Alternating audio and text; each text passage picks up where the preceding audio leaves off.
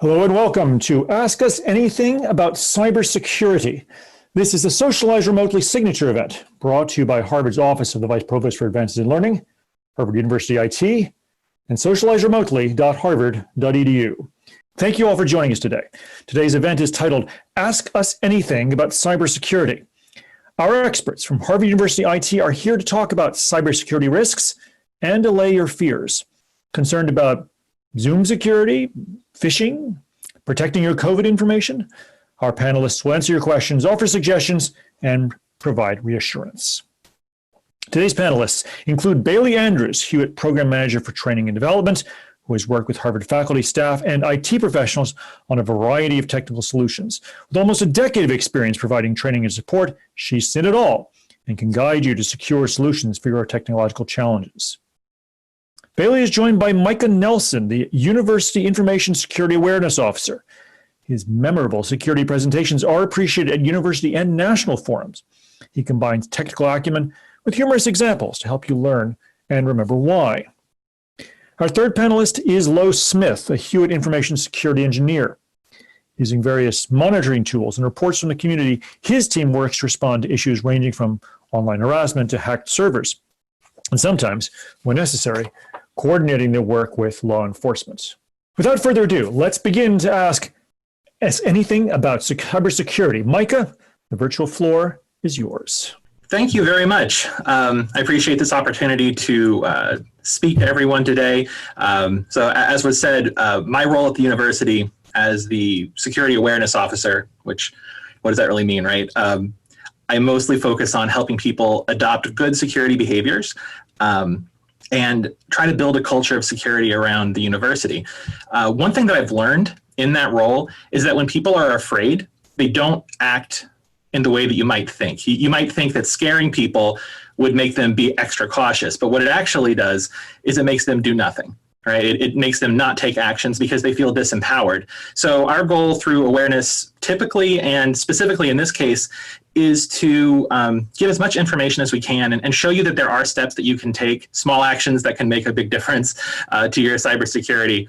And so that's the purpose of this forum, is really to make sure that if anyone has concerns, that they have a place to voice them.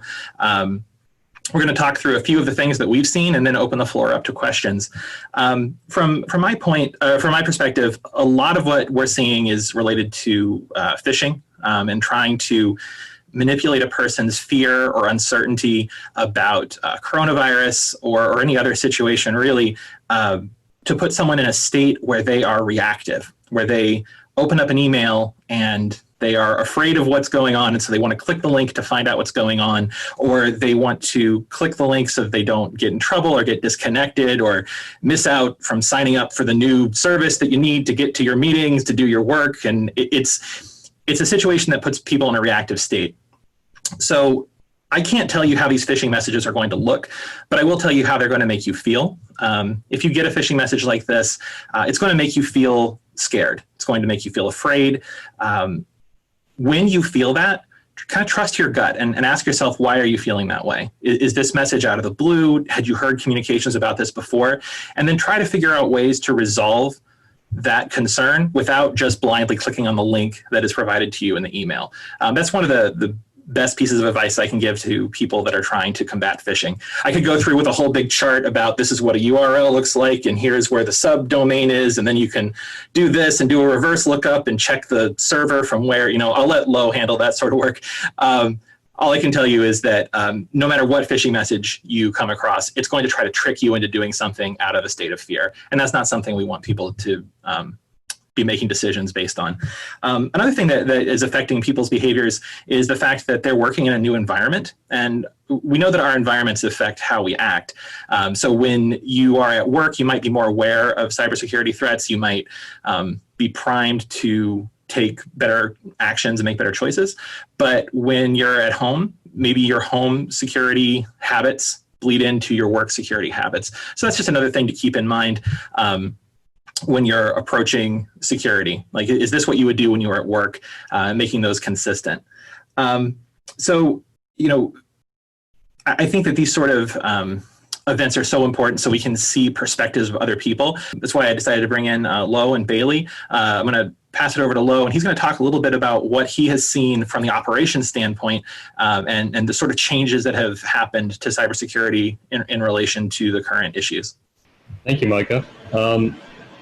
So briefly about what we do in the operations group is that our team basically proactively tries to look for evidence of kind of bad behavior on the Harvard network. So wherever we see somebody's account being hacked into, otherwise we call compromised, we try to kind of reach out and reset the account and kind of guide the person back to safety.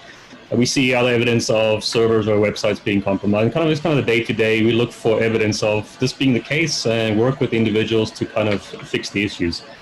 And yeah, it's been an interesting time. I mean, I guess that's a statement we could use, interesting. But there's been changes fundamentally in how we work, how we operate, and it's been reflected in the number of reports we receive. So initially, as we all transitioned, or most of us transitioned to online remote work, it seemed that the attackers did the same thing.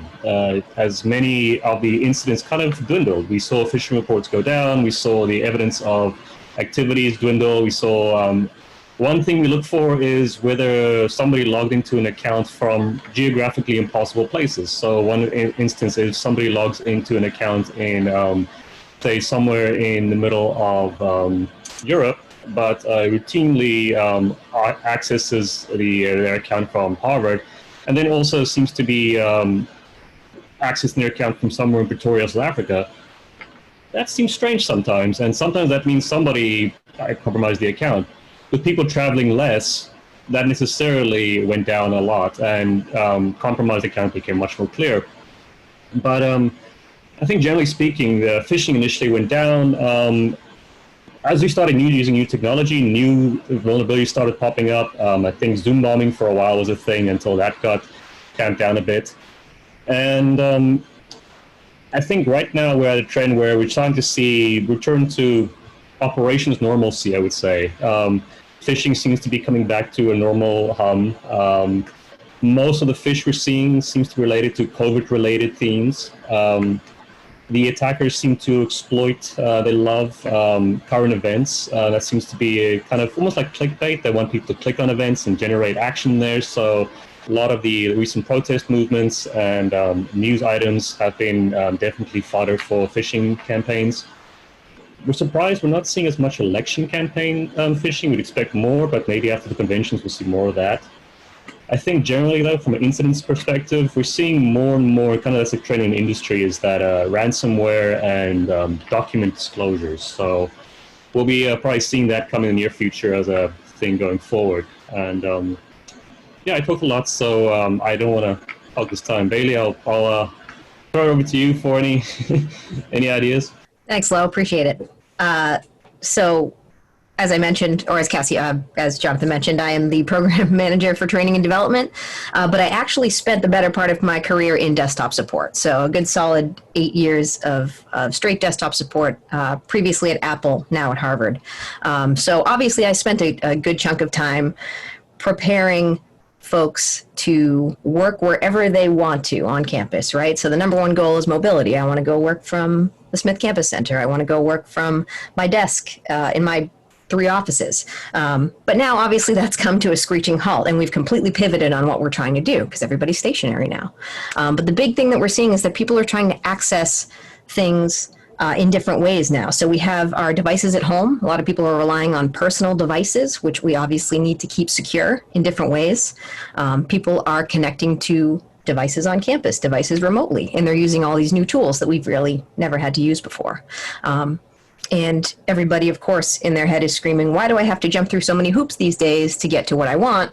And half of that reason, half of that battle is security. So a lot of things we've seen on the desktop side, people using new tools and the confusion that comes along with that. And so there's a certain training aspect that goes into that to get people up and current on what we're trying to use these days.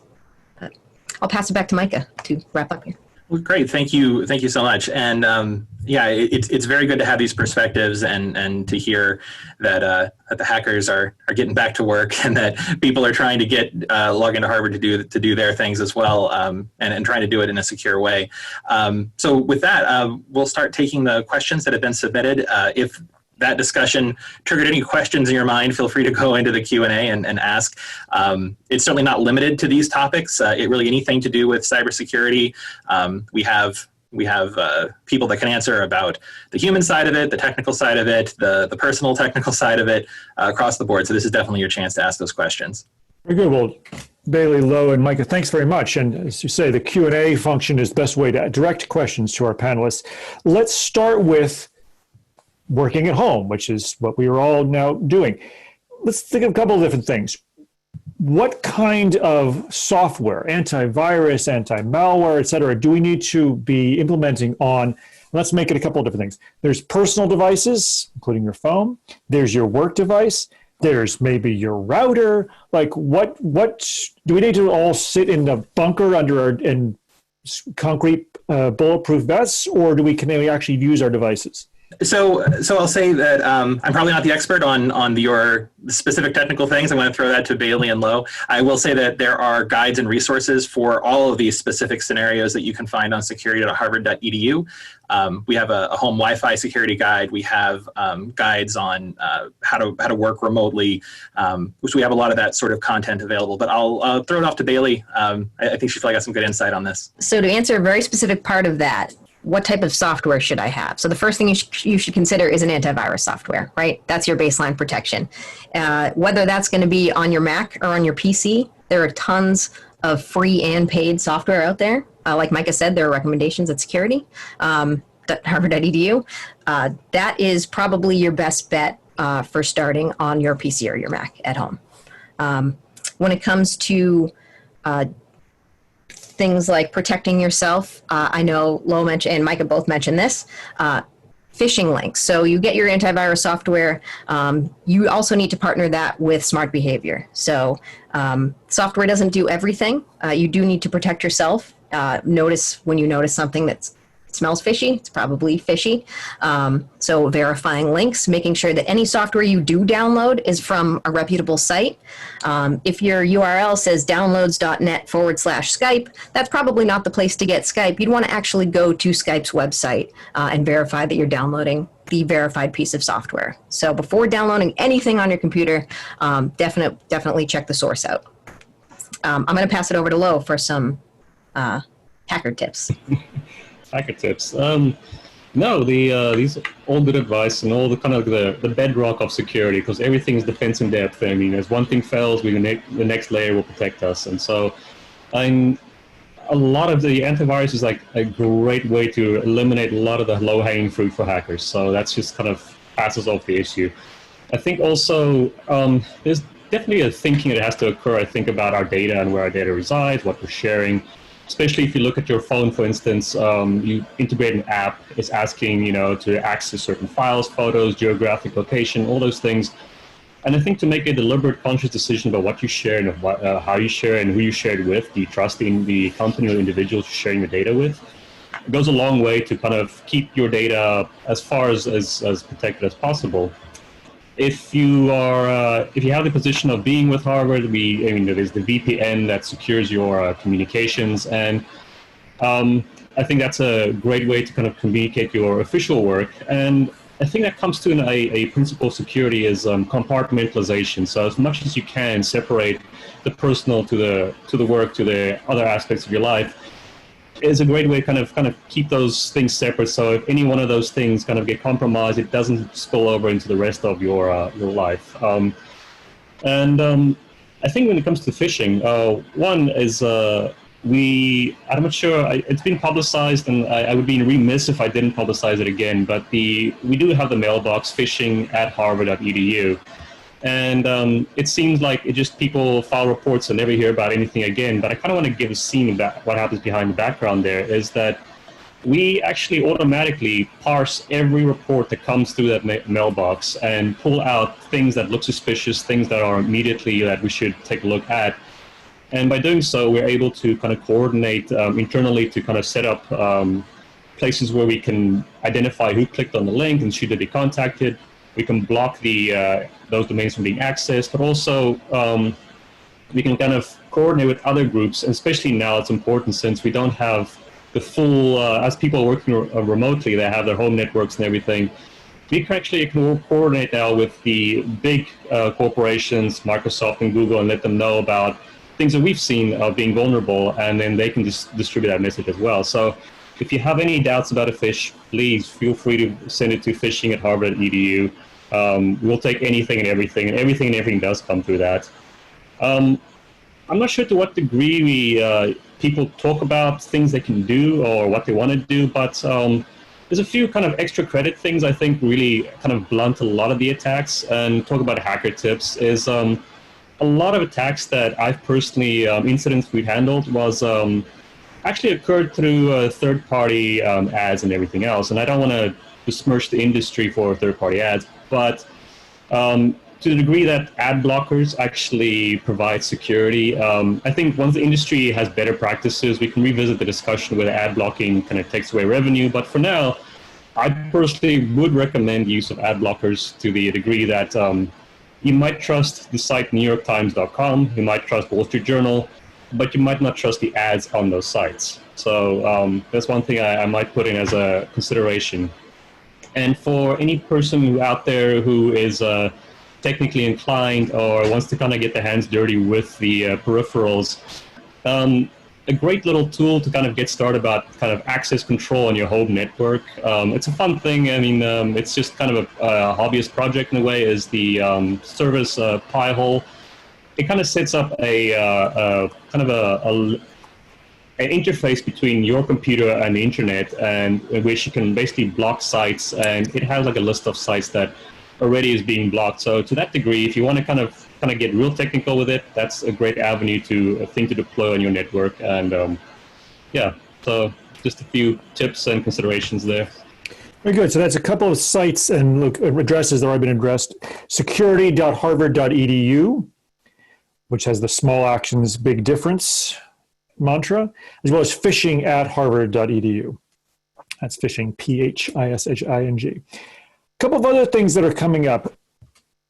Is it, you mentioned you wanted people to separate their personal and their work to the extent that any of us can. Does that mean we should not be doing online banking on our work computers? It's hard to separate these things necessarily. I think that's the caveat to where you are able to do so. And I don't think there's anyone going to blame anyone for doing personal work on their work machine. I think to the degree to which you have a personal email account and a work email account, to kind of keep the banking to the personal email account and your work email to your work email might be a way to kind of separate those things. If you want to use different browsers for that purpose, that's another way to do that. But just get a thought as to how much commingling of data you might be doing, and to what degree you can separate those things, and how to do so might be might pay off in some ways. An example being is that some attackers might be focused on your Harvard email account, but your personal email account might be safe, or vice versa, depending on who you might be. And so your work might stay safe as long as it doesn't commingle with your personal work as much. So that to that degree, you can keep those things separate, which has a balance to practicality. There's this constant challenge in security is we don't want to make work impossible. And I think there's a mention that, security raises the difficulty of IT. And I think that's something security may be as a challenge point for us to do better. That's a good point. I'm going to pass this back to Bailey and Micah to extend that thought. There is this balance between security and convenience. For example, do we all need to be implementing password managers? Is it okay to use a similar password across multiple sites? Bailey, I'll turn to you first. What would you recommend on this sort of how to keep the convenience and the security appropriately balanced for home work? this all seems pretty overwhelming, right? And we're all, we have technical experts everywhere saying that hacking is up and phishing attempts are on the rise. But what we don't really take a step back and look at is that there's a certain sequence that needs to happen for hackers to get your information. So taking action into your own hands can make it a little bit less terrifying, right? So the biggest thing that you can do is to take a look at your passwords and the accounts that you have, and where possible, make sure those passwords are secure. And if that means using a password manager, that is absolutely highly recommended, because that way you have kind of all that locked down behind one major password, and you don't have to go remembering different variations of these things. And on the other hand, I would recommend two-factor authentication or two-step verification on any possible accounts that you can have, because that way you're putting a code via text message or push to your device into your hand to keep your information with you. You're adding that second layer of security. So taking the idea of everybody's coming after me and trying to attack me and my data and gathering that, protecting your data, taking your small steps to just protect your data greatly reduces your chances of it ending up somewhere. Micah, thoughts on this? So on the idea of security and convenience, really, if security is done well, it will make your life easier. And there's quite a claim to say, but password managers are a great example of this. I started using a password manager when I was frustrated, not because of security reasons, not because of all this sort of stuff, not because of the reasons I should have. I started using a password manager because I could not log into my electric bill to pay it, because every time there was some sort of a different weird thing and they wanted to do a password change, and I could never remember the password. And even when I did remember it, I couldn't type it correctly. That's what I think. I'm sure I was making mistakes. But the nice thing about a password manager is that I use one very strong password to unlock my password manager. And then the password manager remembers my utility bill password, and it remembers all these other passwords that it's created for me. So I can say with pride that my Amazon password is like 90 characters long. And yes, that is something I'm very proud of. These are the things that I take pride in. I have no idea what it is. I can't share it to you, and it can't be phished from me because I don't know what it is. So that's one of the nice things about using a password manager, and I don't have to keep track of it. So it makes me more secure, but it also makes my life easier. To echo what Bailey was saying about two-factor, that's another one too. When you hear in the news that passwords were breached or passwords were stolen, and other people might be concerned about it if we have a threshold for being concerned anymore. But you hear something about that, and you realize, oh wait, I have two-factor. So if they wanted to steal my data, they would have to have my password, but also do something to circumvent my two-factor. Sometimes you'll hear people say that, the text message, it's not really secure or whatever. Any sort of thing that you can do to put yourself between the attacker, be it a SMS, text messaging, second factor, or if it's done through an app, those are all good. Harvard Key supports all those different options. A good password manager will support a two-factor option. What that gives you is this peace of mind, right? That even if your password is stolen, the attackers can't get in and access your data. So those sort of things are good. As far as the trade-off, to expand on the idea of the trade-off between security and convenience, it's very inconvenient to be hacked. It takes a lot of time. Your computer systems have to be rebuilt. And that's just assuming that it's something simple like a ransomware attack on your one localized computer. Like that can put you out of commission for a long time. We've had cases where ransomware not only compromised the individual's computer, but it also compromised department shares. And we see school systems that go down for weeks. So these are small actions that do make a big difference. What we try to do is make them as minor as we possibly can, make them as simple as we can. So when you hear in the news about, hackers are everywhere and they can do anything, and if you watch certain TV shows, you get this idea that they're magicians. But to Bailey's point, they're not wizards. They're not doing magic. They are exploiting some very concrete things and a very few discrete actions like we feature on security.harvard.edu. Those small actions really can prevent attacks. Lo can probably confirm this, but I don't think we've ever had a compromise at the university that had nothing to do with password theft, phishing, something being out of date, or someone storing data where it shouldn't be. Like those are those four areas. anytime we've had an issue, it's been one of those four things, and those are pretty straightforward things to take care of. So I just want to point out to mention about two-factor. To date, we have not yet seen someone's account compromised that had two-factor enabled on the account. So the power of two-factor is enormous. It's a good tip. Two-factor authentication, go Harvard key, etc. Let's turn to another related one about the home setup, and then we're going to move to different kinds of topics. Two parts to this. What do we need to do to secure our home Wi-Fi? And second, should we all just be using VPN instead? Biggest thing about home Wi-Fi, obviously it varies depending on your service you're using. It depends on if you have your own router or you're using router from your service. But regardless, all of these things, what they all have in common is that there is a guide online somewhere that will tell you exactly how that router works if you can't dig it out of the box that it came from.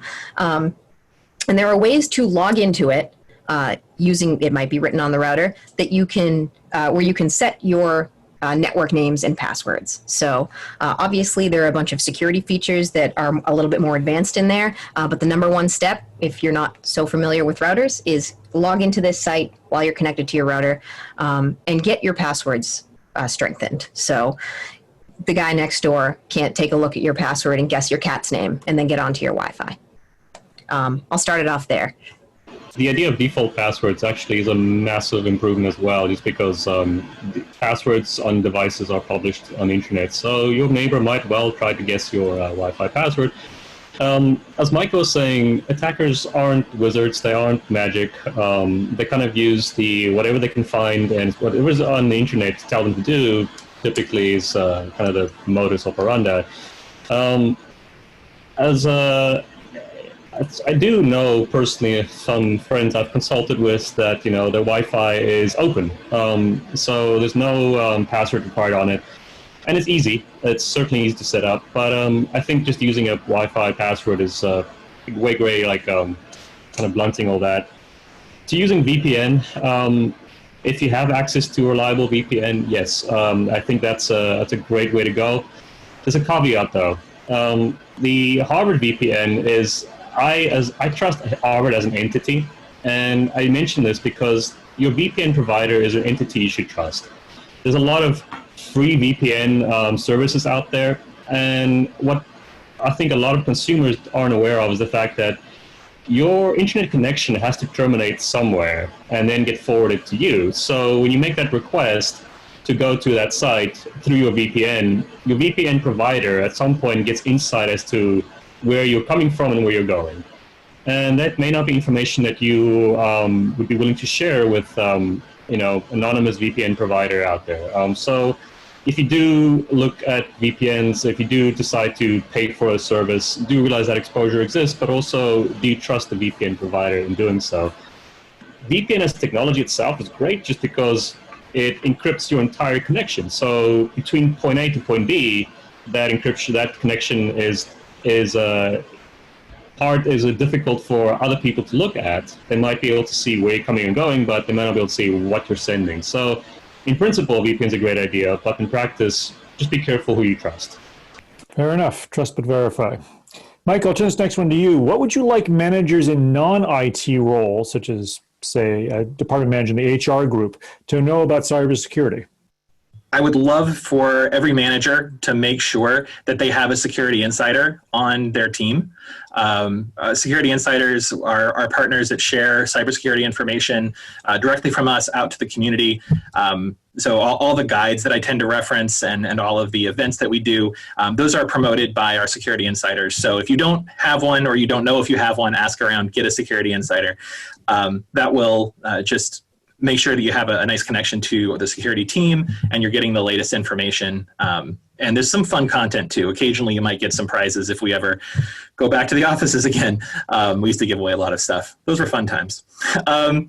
So that's one thing. Make sure that you're connected through the security insiders. As a manager, really listen to the concerns that your employees are having when they're trying to connect.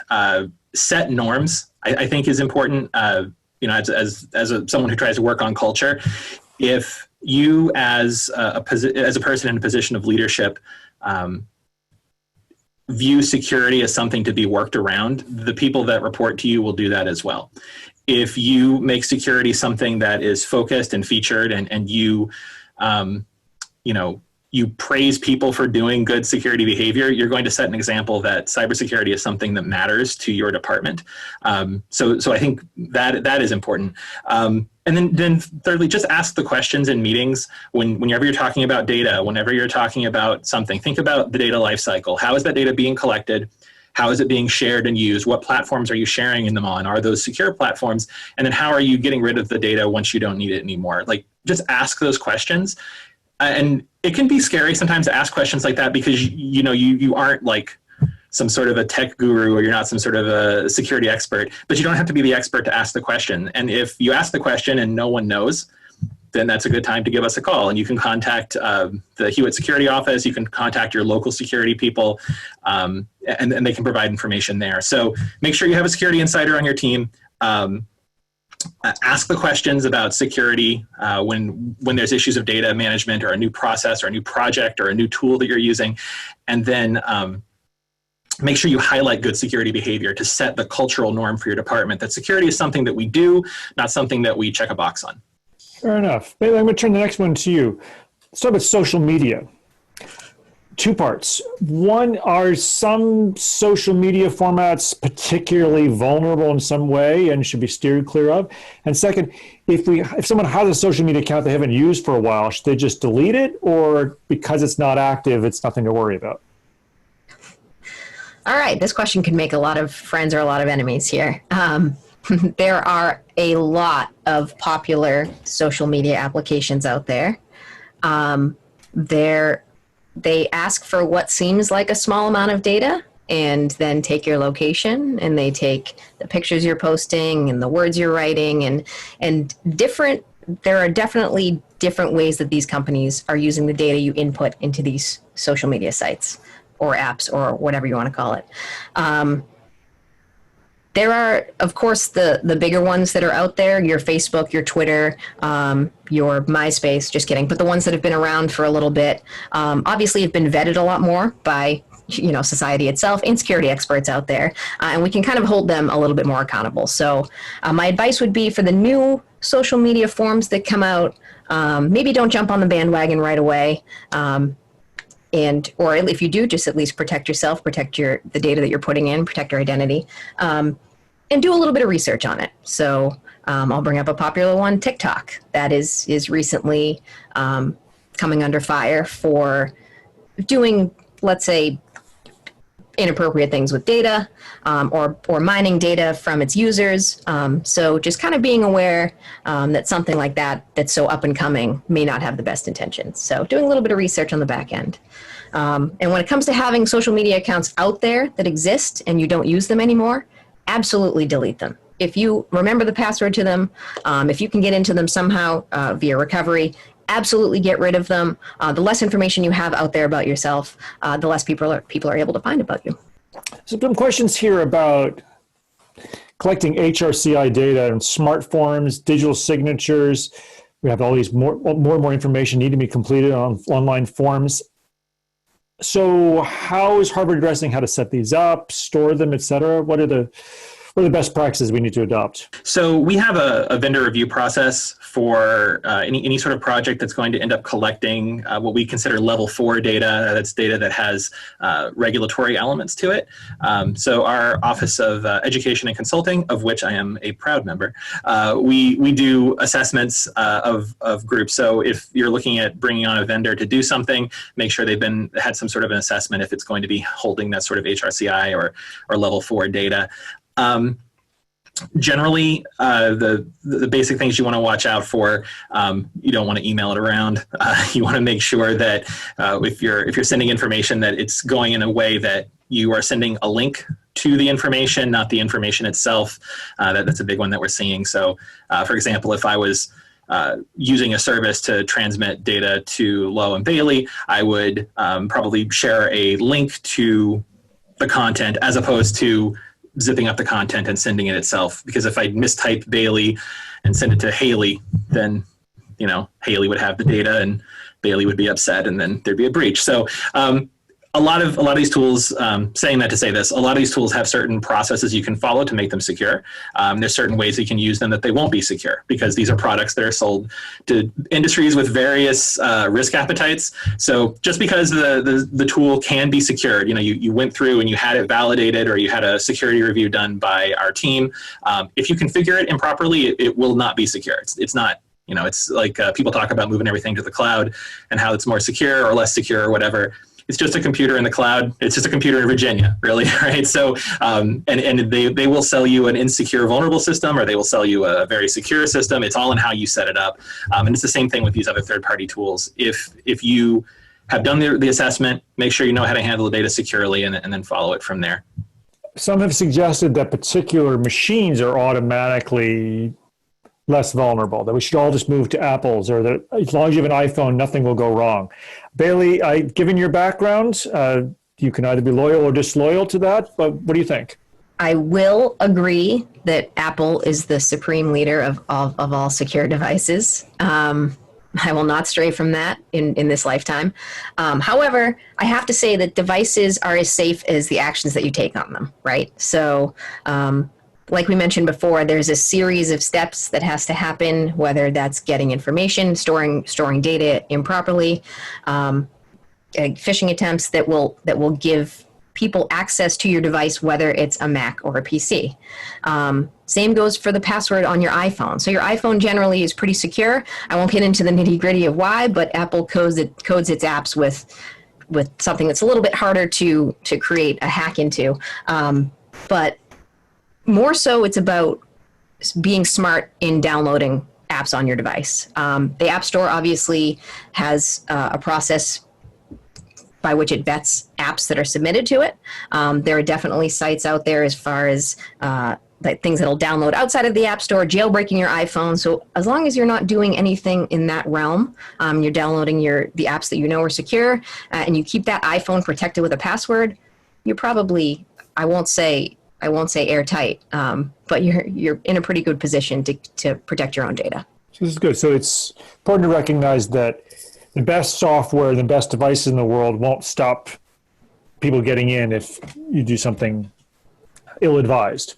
So be conscious. I'd like to jump in for a vociferous defense of Microsoft Windows.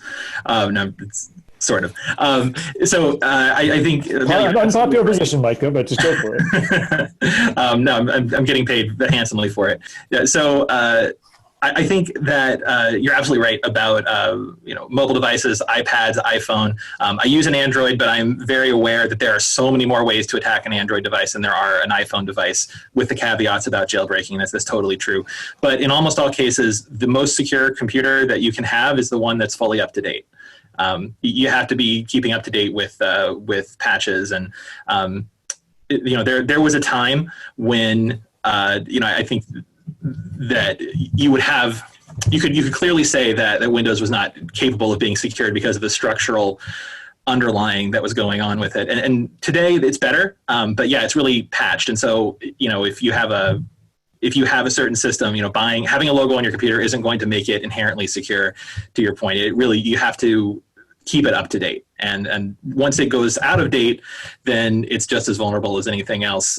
But not to scare people, because I don't like to make people feel afraid. The Verizon, in addition to putting out cell phone and probably, I don't know what else Verizon owns, but one of the things they do is their data breach report. And it's shockingly exciting news every time it comes out for the cybersecurity world. And I'm sure you've all printed them out and you're reading them to your kids at night. But in the report, it always talks about how systems are breached.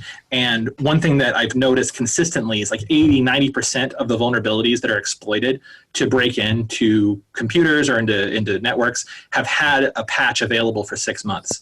So this isn't something where you have to cancel your plans and sit by your computer, although I guess we all kind of doing that anyway. But as long as you have a regular patch update, you're rebooting your computer, let's say weekly, those patches will take and you'll be secure. But in terms of mobile devices, yeah, absolutely, the iPhone is more secure. I'll give you that, Bailey. Just reminding everyone that this is a session that will end at 12:50, so 9 minutes from now. So get your questions in soon. I'm going to follow up with a personal question to Micah, just based on something you just said. From the moment that a new the next operating system, not just the little, 0.4, 0.7 thing, but the next operating system is level. From the moment it's released to the moment you should install it, is that like 30 seconds or you wait 3 months to get all the bugs out? There are two reasons why you might delay. One is getting the bugs out. Another one is compatibility issues. So if we're talking about Harvard systems, support services does a lot of work and endpoint management. They do a lot of work to make sure that it's going to work within our systems. Most of the time, if there is a security element to what's going on, you will find a way to patch that separate from the whole operating system update. And I say most, talking to security people sometimes like talking to lawyers, like, is this legal? Well, it depends. Is this more secure? If there is a need to immediately do an operating system update, we will know and we will let you know on those regards. I know that we have a little bit of a delay sometimes for taking those operating system updates because we're concerned about compatibility, but the individual security patches can still be done. So listen to guidance from your local support teams. They'll let you know what to do there. So you're saying that if an operating system was released in February and it's now August, I should stop blaming somebody else for my laziness? So I can say that you feel free to blame anyone else you want for anything. It's 2020 and do what you got to do. That's very comforting. All right, we're going to move. We've got 8 minutes here. We're going to start moving into lightning round. I'm going to start throwing things out there. I'm just going to get quick reactions. They can be yes, no, or it's important, it's not important. Just throw things open. Number one, is it good to have the software that helps to encrypt keystrokes? No. Don't worry about that one. Great. Encrypting devices, is this truly important? And if so, where do we go to figure out how to do that? Absolutely important. Mac and PC. Mac has one built in. It's called File Vault 2. PC has one, Windows 10, has one built in. It is called BitLocker. Both of those things exist in the operating system. That's a quick Google. Pro version of Windows, by the way. The home version of Windows doesn't have the encryption, and I would not recommend getting a third-party encryption tool for the home version of Windows. Like, either go pro or don't, because you're going to end up causing more problems. I've seen, at least, than not. Should we be worried about Java? Depends. That's not helpful. In most cases, Java is open to window. To vulnerabilities sometimes, but it's no more or less secure than other vectors we've seen. So I wouldn't specifically worry about it. How about recommendations on browser extensions? We talk about ad blockers, but other browser extension things that we should know about. One that comes to mind is one that upgrades your connections to HTTPS, which is a great upgrade. Is the Electronic Frontier Foundation released HTTPS everywhere. Highly recommend it. Password Manager as well. Say a little more about Password Manager. A couple of questions here about how likely is it that the Password Manager would itself get hacked? And if that happens, are you dead in the water? So as we clearly know, that is not a great thing to have happen. The importance of securing the Password Manager is completely on you. So make sure that initial password, the one that you really need to remember, is long and strong, and also protect that Password Manager with, like we mentioned, two-step verification or two-factor authentication. A lot of them out there have the option to do that. So then if somebody has your password to your Password Manager, you have the text message that can get them into it, or the push notification. So LastPass is the one that we provide to members of the Harvard community. So if you're watching this, almost certainly you have the ability to get the premium version at no cost. LastPass as a company was hacked. The goal of that hack was to get the passwords, and it was unsuccessful. And the reason for that is LastPass cannot see your passwords. I would never ask you to trust LastPass as a company with your personal passwords. What we're asking people to trust is that they can store an encrypted blob. That's all they have, right? So without your password, all they're holding is a blob of encryption, and be it criminal hackers getting to the network or the federal government with a national security letter or whatever, all they can turn over is customer data and that encrypted blob. So LastPass does not have your passwords. The good thing for that means they can't see it. The bad thing is if you forget your master password, there's a chance that you're going to be locked out. So just make sure you have your master password. Maybe write it down, put it in a safe if you have to, something like that. But definitely use a password manager, and don't be afraid of vetted password managers being hacked. So use LastPass, use maybe like Dashlane 1Password, but don't just get Bill and Ted's Most Excellent Password Manager. And I'm just going to make a quick plug for you, a previous a signature event webinar with Professor David Malin about cybersecurity. And he led with a long piece about the most popular passwords. And it's astonishing how many are things like 123456 or I love you. So that the webinar for that is available by recording from a few months ago on socializeremotely.harvard.edu. Back to lightning round. Is emailing data through Harvard Secure safe? Is that a yes, no? That's a yes, no. I would prefer it be a yes, no, but if Lo wants to go with it depends, I want to need more justification. Well, we have two email systems. We have Microsoft, we have Google, and we have two data classification systems. So if you're sending HIPAA data, you're probably not clear to send HIPAA data, for instance, and you shouldn't. Not to say it's insecure, but it's not a good practice, and it is vulnerable. So depends. That's I hate.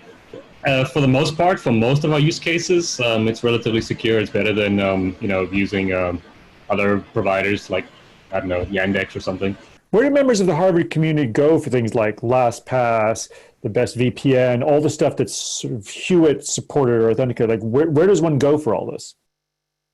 Well, they would go to security.harvard.edu, and they're going to find all of this content divided up into our big four categories, which is click wisely, use strong passwords, apply updates, and know your data. Those are the categories of information we give, and all of our resources, our guides, our tips, those are all available there. If you need technical information, the HUIT support portal has a lot of knowledge-based articles that can walk you through a lot of step-by-step technical things. So if you want security awareness tips, security guidance tips, go to security.harvard.edu. If you want the technical stuff, you can go to the HUIT support portal or your local support if you're not covered by HUIT. Very good. So if you remember nothing else from this event, security.harvard.edu. I'm going to give each of our panelists time for one sort of last thought. If you just leave our audience with just one thing you want them to remember. I'm going to start with Bailey and then go to Lo and then Micah. The one thing I would say is try to take this all in stride. So this is a lot of information. Obviously, these are unprecedented times. How many times have we heard that phrase in the past 6 months? But when it comes to security, taking small actions can make a huge difference. Sorry, small actions, big difference. That was an unintentional plug. But it all seems overwhelming because we gave you 10 things you could go take action on immediately. But just pick one or two and really focus on those accounts and just take care of your own data. One thing I would want to leave people with, because we talk about a lot of scary stuff, and we deal with people who are facing scary things, and I don't want to belittle that concept. But one thing in EMT training, they'll tell you, before you take someone's pulse, first take your own. And the idea is just kind of breathe, take a look at it. Sometimes what seems to be an immediate, this is a terrible situation, actually might be manageable. You can talk to somebody about it, but a lot of attackers focus on using that fear to get you to do something that you otherwise wouldn't do. So just take a moment, get back, and it's probably going to be okay. So information is at the heart of Harvard University. It is what we do. We collect it, we create it, we study it, we share it. So information security, keeping that very thing that we do, the creation of data, the imparting of knowledge, all of this sort of data, protecting that is not just something that we add to the mission. It is the mission of the university. You absolutely have the power to protect yourself and protect the university by following these small actions that we outline. You can make the university safer, and I just would really encourage you to take one step, just one thing. Use a better password, turn on two-factor on an account, report a phish to phishing@harvard.edu. Any small action you take is going to help the university protect the information, which is the core of what we do at Harvard. Very good. So in unprecedented times, these are precedented problems, and there are precedented actions for them. So thank you, Micah, Lo, and Bailey, and thanks to all of you who have joined us today. Although this concludes the summer edition of our signature events, we hope you'll join us next month as we move into our fall series. First up, on September 10th, Pandemics and Politics with Professor Jeffrey Frieden and Dr. Tom Frieden.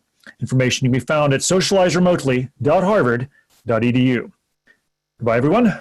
Remember to practice safe computing.